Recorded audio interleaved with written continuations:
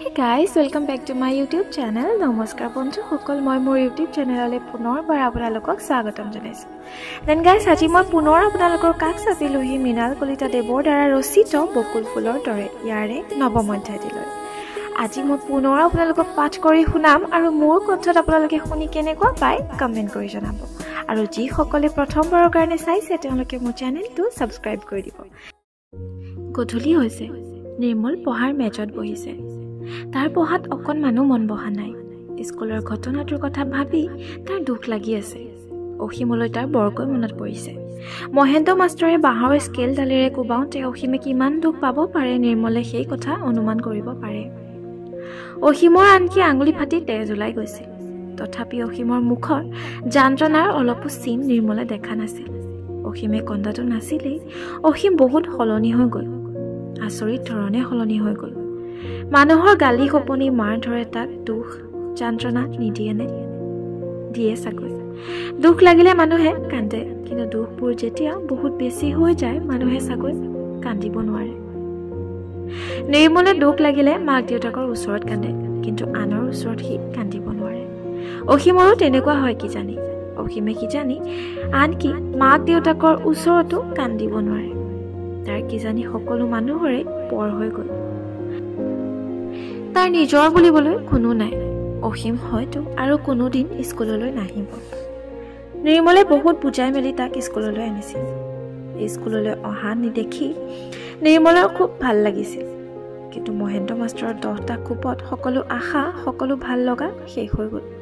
অসীমেও নিশ্চয় সৰুকৈ হ'লেও আশা অলপ বুকুত বান্ধিয়ে স্কুললৈ আহিছিল। তাৰ সেইকণ আশাও শেষ হৈ গ'ল। ডাঙৰ মানুহবোৰ কিয় ইমান অবুজাৰ? অসীমহঁতৰ দুখবোৰ সমস্যাবোৰ কিয় তেওঁলোকে বুজিবলৈ চেষ্টা নকৰে? অসীমৰ দৰে ভাল ল'ৰাটো পঢ়াত কিয় ইমান বেয়া হৈ গ'ল সেই কথা মহেন্দ্ৰ মাষ্টৰহঁতে কিয় বুজিবলৈ চেষ্টা নকৰিলে?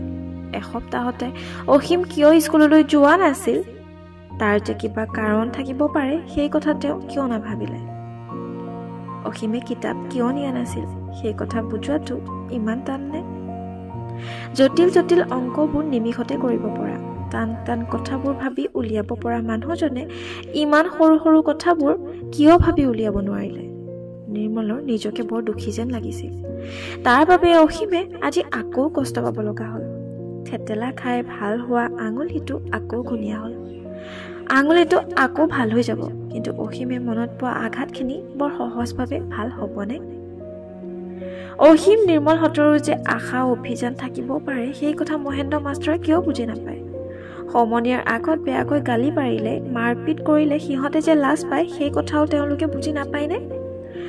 আজি যে মহেন্দ্ৰ মাষ্টৰে অসীমক পিটিলে তাৰ বাবে অসীমে শ্ৰেণীত টোপনি নমৰা নহ'বনে? কিতাপ যোগাৰ কৰিব পাৰিবনে? অংক জনা হ'বনে? স্কুল ক্ষতি নকৰা হ'বনে? নহয়, এইবোৰ একো নহয়। বৰং এইবাৰ সি ভালকৈয়ে এইবাৰেই স্কুল বাদ দিব। ঘূৰি ঘূৰি আকৌ একেটা কথাই তাৰ মনত খুন্দিয়াই থাকিল। ডাঙৰ মানুহবোৰে কিয় সৰু ল'ৰা ছোৱালীবোৰৰ দুখবোৰ সমস্যাবোৰ বুজি নাপায়? ডাঙৰবোৰে ভাবে সিহঁতে খেলিব লাগিব, পঢ়িব লাগিব আৰু হাঁহি থাকিব লাগিব। কেতিয়াবা যদি অসীমৰ দৰে কোনোবাই নেদেখা হয়, নপঢ়া হয়, নহহা হয়, তেতিয়া ডাঙৰবোৰৰ মহেন্দ্ৰ মাষ্টৰৰ দৰে খং উঠি যায়। নিৰ্মলে সন্মুখত গণিতৰ কিতাপখন চালে। কিতাপখনৰ পাত দুটাৰ তেজেৰে দাগবোৰ শুকাইছে। দুটা পৃষ্ঠাৰ তলত কেইবাটাও পৃষ্ঠাত তেজৰ দাগ বহিছে। দুয়োফালৰ পৰা ওপৰৰ পৃষ্ঠা দুটাৰ কেইশাৰীমান শাৰী তেজেৰ দাগেৰে পঢ়িব নোৱাৰা হৈ গৈছে। মহেন্দ্ৰ মাষ্টৰৰ মাৰ খাই অসীমে কন্দা নাছিল, আনকি উহ আহো কৰা নাছিল।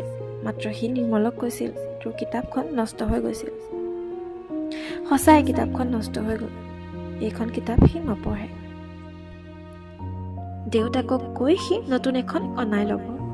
এইখন কিতাপ পঢ়িলে তেজৰ দাগবোৰে তাৰ মনটো নষ্ট কৰি পেলাব। আৰু মানুহৰ মনটো ইচ্ছা গ'লেই সলনি কৰিব পৰা কিতাপ নহয়। মানুহৰ মনটো কিজানি কেতিয়াবা শেষ নোহোৱালৈকে এখন বহীৰ দৰে। এই বহীখন কেতিয়া সলনি কৰিব নোৱাৰি, মন গ'লেও নোৱাৰি।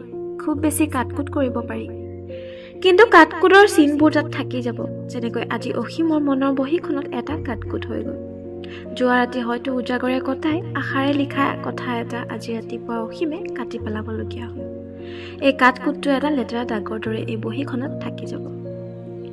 এখন নতুন কিতাপ কিনি ল'লেও এই কিতাপখন নিৰ্মলে সাঁচি থৈ দিব এটা পাহৰিব নোৱাৰা স্মৃতি হিচাপে নিৰ্মলে কিতাপখন জপাই থলে বৰ অস্থিৰ অনুভৱ কৰিছে কথাবোৰ তাৰ কাৰোবাক ক'বলৈ মন গৈছে কিন্তু কাক ক'ব সি নিৰ্মলে কিতাপখন জপাই থলে বৰ অস্থিৰ অনুভৱ কৰিছে সি কথাবোৰ তাৰ কাৰোবাক ক'বলৈ মন গৈছে কিন্তু কাক ক'ব সি তাৰ মনৰ ভিতৰত যি ধুমুহা বলিছে সেই কথা কাৰ আগত ভালকৈ প্ৰকাশ কৰিব এটা বুজাব নোৱাৰা খঙে তাক বিতত কৰিছে সি উচ পিছাবলৈ ধৰিছে তাৰ কপালখন ঘামি উঠিছে মূৰটো বিষাইছে এই ঠাণ্ডাটো গাটো গৰম গৰম লাগিছে তাৰ সন্মুখত মেজৰ বাঁহৰ ধপাত স্কেলপাত পৰি আছে এই স্কেলডাল সি নিজ হাতে বৰ ধুনীয়াকৈ মৰমেৰে মিহিকৈ বনাইছিল আৰু তাৰ গাত সি লিখি দিছিল তাৰ নামটো নিৰ্মল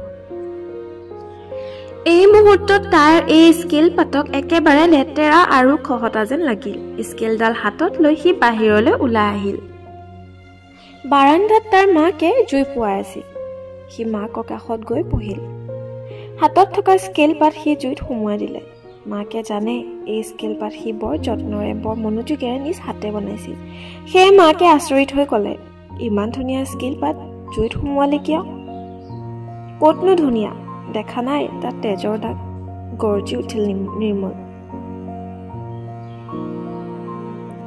ইমান ধুনীয়া স্কেল পাত জুইত সুমুৱালি কিয় ক'তনো ইমান ধুনীয়া দেখা নাই তাত তেজৰ দাগ নিৰ্মল গৰজি উঠিল হতবাক হৈ মাকে ভেবা লাগি তাৰ ফালে চাই ৰ'ল দেন গাইজ আপোনালোকে অসীম আৰু নিৰ্মলৰ এই নৱম অধ্যায়টি কেনেকুৱা পালে বাৰু যদি ভাল পালে তেনেহ'লে আমাক এটি কমেণ্ট কৰি জনাব আৰু যিসকলে প্ৰথমবাৰৰ কাৰণে আমাৰ চেনেলটো চাইছে তেওঁলোকে ছাবস্ক্ৰাইব কৰি দিয়াৰ লগতে ভিডিঅ'সমূহ লাইক কৰি দিব দেন গাইজ মই পুনৰ আপোনালোকৰ কাষ চাপিমেই এনেকুৱা নতুন নতুন ভিডিঅ' লৈ এতিয়া মই বিদায় লৈছোঁ